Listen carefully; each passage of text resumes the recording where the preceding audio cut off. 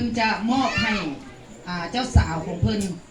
และก็แหวนนี้ก็บ่มีบอนข้อต่อเมื่อเฮาเบิ่งนี่บ่มีข้อต่อมันจดมันเกี้ยงเนาะเกี้ยงมนดีและหมายถึง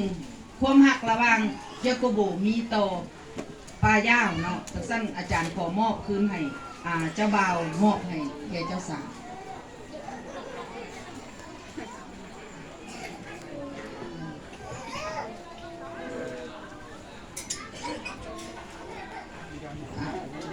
ให้นกแน่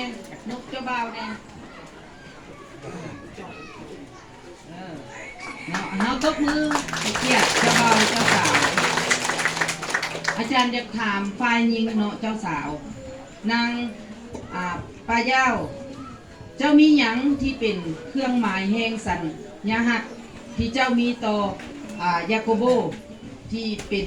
สัญญาหักและเป็นอันมั่นหมายให้กับยาโกโบเจ้ามีหยังอัน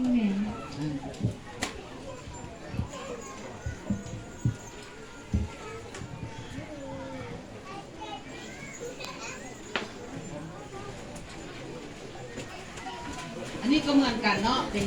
แหวนขาวที่บริสุทธิ์เป็นคำมั่นสัญญาระหว่างปลาเย้ามีต่อยาโกโบเนาะแล้วก็แหวนนี้มันก็เกี้ยงเป็นวงกลมหมายถึงความหักของเขาจะบ่มีผู้ใดสามารถแยกออก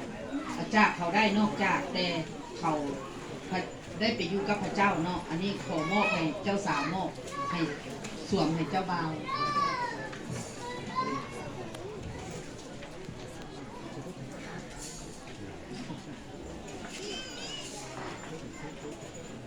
เจ้าบ่าวกับนกเจ้าสาวเนาะนกข้างไม่แน่เพื่อเขาจะได้จับภาพเนาะเอาวันนี้ให้เคารพซึ่งกันและกันเนาะนกเนาะเจ้าบ่าวกับเจ้าสาวนกเคารพซึ่งกันและกันเนาะโดนเติบแน่เพื่อเขาเจ้าจะจับภาพเนาะให้เฮาทั้งเจ้าภาพทั้งสองก้ามสองฝ่ายเลยญาติพี่น้องที่มาร่วมให้ตบมือเนาะให้เกียรติเจ้าบ่าวเจ้าสาวจังสั้นในฐานะขน้อยเป็นผู้ประกอบพิธีเพื่อ